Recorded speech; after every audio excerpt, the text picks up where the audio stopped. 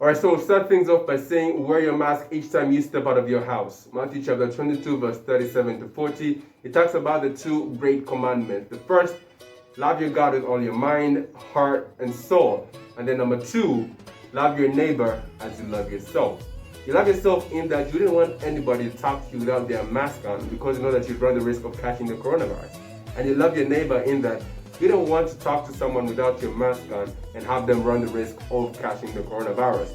So let's live in harmony. Let's wear our masks and let us save ourselves and our neighbors the worry of catching the coronavirus. But in this case, and what I'm about to do,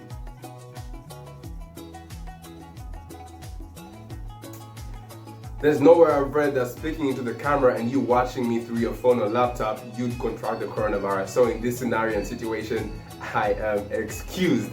Anyways, my name is Impala Goma Victor Gracious Hines, and my hopes and prayers are that you love watching this show as much as I love presenting it. And as always, it is a pleasure having you join me on this show. Now, first things first, here's a quick rundown as to what we'll be taking a look at in today's edition. So the FA Cup was in full flow this past week, and one thing that we know about the FA Cup is if you lose your games, you go home. If you win them, you go through to the next round. And so we'll be taking a look at who will be playing who in the FA Cup quarter-finals after the draws were made.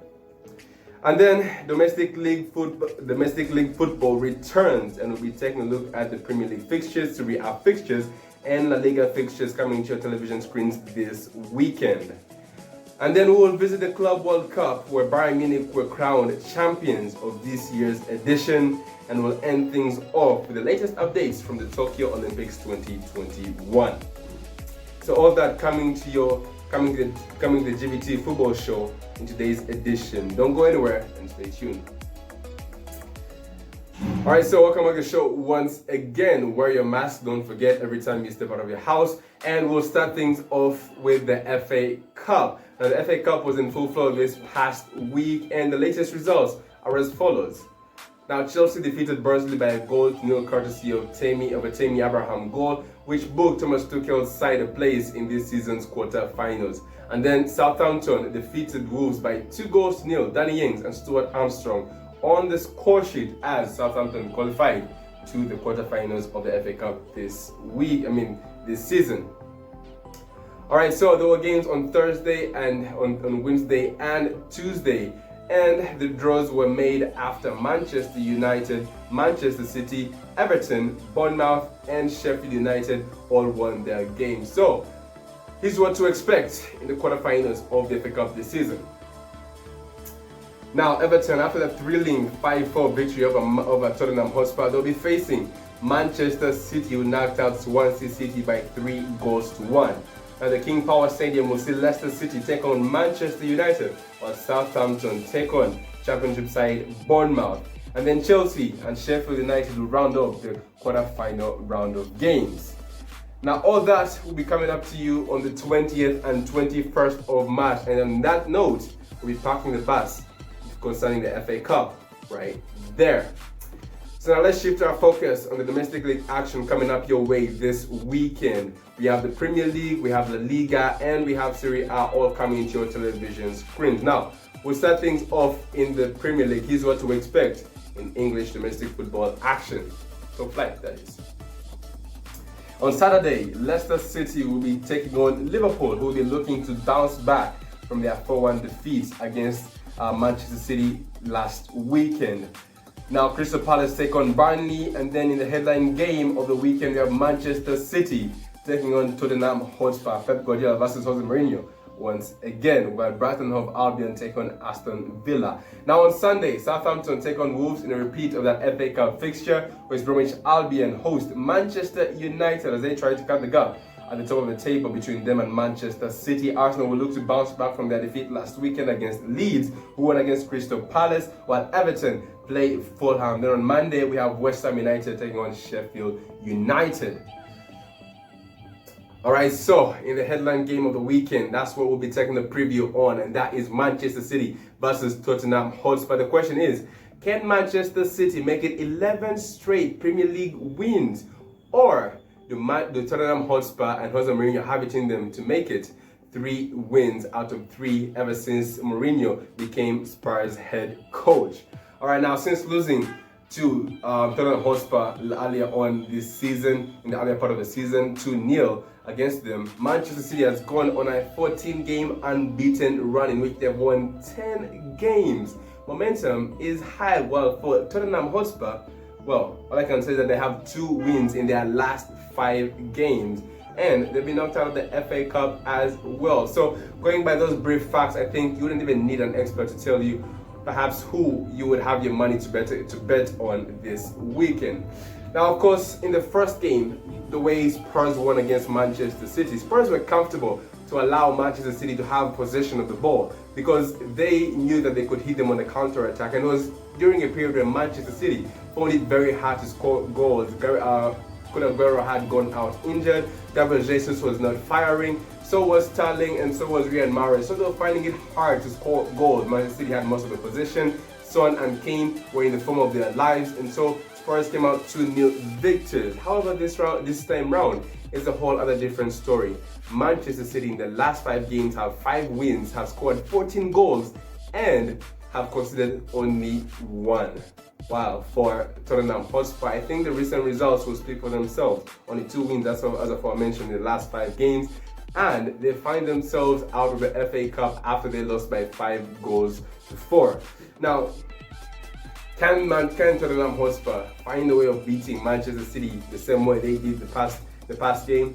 I don't think so, because Manchester City this time around, if you allow them to have possession of the ball, they're definitely going to hurt you, and that is how they've been winning their games lately.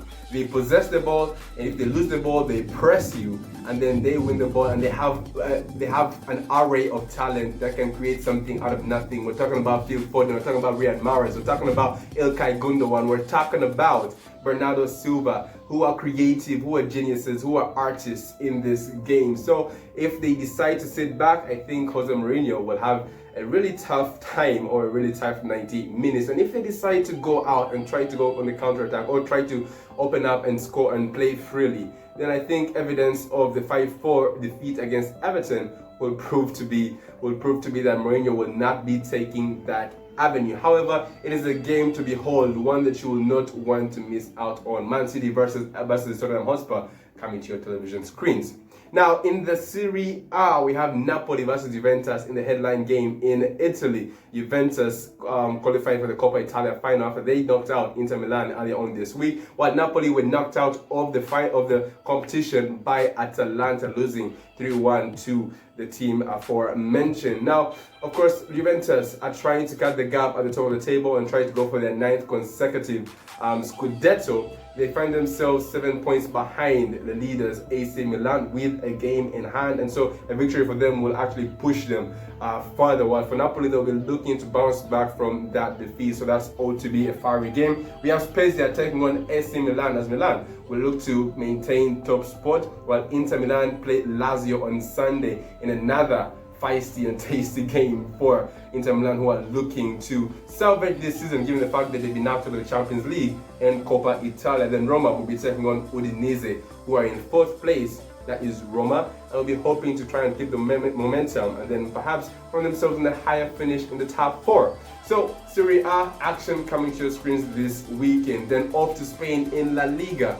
Atletico Madrid will be hoping to maintain top spot. They are 5 points clear of Real Madrid. They'll be facing Granada, while Sevilla take on Huesca. Momentum and confidence will be running high after they defeated Barcelona by 2-0 in the Copa del Rey, giving them that advantage, while Barcelona take on Alaves, hoping to bounce back from that defeat against Sevilla. Then on Sunday, we have Real Madrid taking on Valencia in a game that has history of being quite entertaining. So you won't want to miss out on any of the Liga action as the race for the title hits up and as we get into the business end. Now, with that being said, let's switch our focus to the Club World Cup, where Bayern Munich were crowned the 2020 Club World Cup champions after they defeated Tigres by 1-0. We have a 6-pack, is what Robert Lewandowski had to say after Bayern Munich clinched the title, and they clinched their 6th trophy in 9 months, matching FC Barcelona, who went on to win all the available 6 trophies to them in 2009, and that makes it now only 2 clubs to ever do so in the history of this sport or in this era.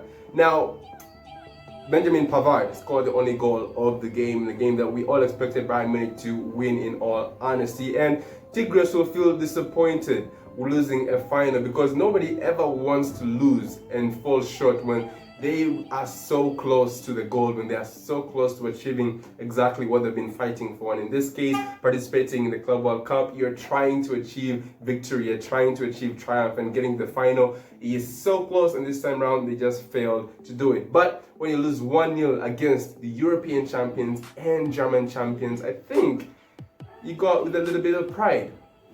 As Yignac, French renowned striker now playing for Tigres, came out and said that they played against a great team, and second place was a spectacular finish after representing Mexico with heart and power, and rightly so. Tigres put on a fight, 1-0 against the Bayern Munich team that did beat Barcelona by 8-2, beat Chelsea by 4 goals, by a 4-goal scoreline, defeated Spurs by 7-2 on aggregate in the UEFA Champions League. So it was a hard-fought game, and they can go home with a little bit of pride. Now, it was Bayern Munich's second Club World Cup title. The first one they won back in 2013 after they'd won the 2012 Champions League. And so this time around, they are the champions. If you're a Bayern Munich fan, congratulations. And can you do it again? That is the big question. Can you do it again? Can you go and win more 6 titles this year? Only time will tell. And putting themselves in a very good position. They are in the Champions League, they are the league leaders in the Bundesliga, and they are still in the domestic cup trophy that they're involved in Germany. So congratulations to Bayern Munich, and if you're a Bayern Munich fan, congratulations once again. Now when we come back, we'll be taking a look at the latest updates of the Tokyo Olympics 2021 as the chief steps down and resigns following sexist comments. All that and more coming up in today's edition of the QVT Football Show. Alright, so welcome back. Now we'll switch our attention to Tokyo 2021, where the Olympic Games are meant to be held. And the biggest headlines concerning the Olympic Games are the head of the organizing committee, Yoshiro Mori, has resigned following constant backlash after he made sexist comments last week. Now, this is something that he really shouldn't have said. Now, the former head of the organizing committee, Yoshiro Mori, during an online meeting, said this: "Women have a strong sense of rivalry. If one raises her hand to speak, all the others feel the need to speak too. Everyone ends up saying something." Now, all the tabloids close to this story interpreted his words by saying, "Women talk too much and they tend to drag things along." Now, as aforementioned, this is something that he really shouldn't have said, because it has attracted lots of negativity. Now, following those comments and following the constant backlash, he did come out and apologize. But there's some things that I'll say, and once they're out there, it is very hard to come back from. Now, they may forgive you, but you have to pay for what you say. And in this case, he paid. Now, he came out and said that he was not going to resign. However, it seems those in the organizing committee, the people who have a say in the organizing committee, and then those above him, felt like this was not the attention that they wanted surrounding them. Because first and foremost, the Olympic Games, or those organizing the Olympic Games, are having to battle trying to have these games held this year, because most of the public are against it. Because they say that we are still in a pandemic. Yes, it is lesser than last year, because the games were meant to be held last year, but due to the intensity, they were moved to this year. But they argue that the pandemic and the coronavirus is still out there, and then having all those athletes from all around the world coming into our country, it still runs the risk of us catching the coronavirus. So they have the battle of trying to convince them that this is what we need. We need to hold the Olympic Games. Now, having the head of the organizing committee in Tokyo have these sexist comments, then that makes it a lot more harder. That is something that they don't want having or hovering above their head. So they came out, and what we know happened. I mean, he came out and said that he resigned. He said that the important thing is that the Olympic Games are held in July. If I'm going to be an obstacle to their delivery, by remaining in my position, then that is something we should avoid. So he announced his resignation. And the head of the international organizing, or the head of the International Olympics Committee, came out and said that he understands why he is resigning, and the fact that we should recognize some of the good things he did, and some of the good things were that he prepared Tokyo. He prepared Tokyo to have an Olympics game, and he made Tokyo the best ever prepared city to hold an Olympics game. And I understand why he's resigning. And the thing that caught my eye is the part of the understanding. Yet we all know that he must have had something to do with the resignation. And it has an Arsene Wenger feel to it, where the results were bad, the results were terrible, and those above Arsene Wenger had or felt the need that they needed to change something. They needed to go a different path. They needed to go a different route. So what they had to do was they had to sit down with Wenger and say, look, you're a club legend, you're a club hero, and the results, however, the results are not what it used to be. And I feel like it is about time that we went a different path. But you cannot do that if you're in power, and we do not want to sack you. I mean, that is something that we just cannot come back from. Sacking you is something we couldn't come back from. The Arsenal fans would never forgive us. So the best option would be for you to resign and then part ways and allow us to go a different way. And it has the same feel to it with the former head of the organizing committee, having men above him come to him and say, look, we don't want to embarrass you. You're a pretty respectable man and you're a recognizable man. We don't want a bad image on us or the whole scenario, so it's better that you resign. And that is exactly what happened. And I feel bad in this scenario for Yoshiro Mori, because he's never had any scandal concerning women and stuff. It's one of those situations where you think about something, you have an opinion, and you think that it's going to be perceived in a way that you understand it, but when it comes out, it means a whole other different thing. And I think we've all had those sort of situations whereby we would think about something and think that this is going to be epic once I say it, but once it does come out, it's just flat, and you perceive it in a whole other different way. You don't even understand what you're trying to say, and it's exactly what happened with Yoshiro Mori, because he came out and said that I am sorry, I didn't intend it to be this way. I am all for having equal rights between men and women, and rightly so. It was just one of those things that, you know, he didn't really think about it, or if he did think about it, it came in a way that he didn't intend. So he feels sorry for the guy, but he is out, he has resigned, and the International Olympics Committee is already making plans for a successor. And the plans are, they are going to set up a panel of equal men and equal women to vote for a successor and try to have equality in all this, and then try to, well, bury everything that is concerned with this situation, that is, you know, sexism and stuff. So that's where we're at. Now, the Olympic Games will be held from July 2021 to August 2021. So those of you who love yourselves Olympic Games, you'll get the chance to witness them. And with that, I'm going to say thank you for joining into the show today. I'm going to say goodbye, and if you enjoyed the video, please leave a like, subscribe, share. If you have anything to comment concerning the FA Cup, the weekend fixtures, Bayern Munich being the Club World Cup champions, if there is anything that they can do at this point in time, and the Olympic Games, please don't hesitate. Go on, comment in the comment section. And with that being said, my name is Victor Gracious Hines. It's been a pleasure, and until next time,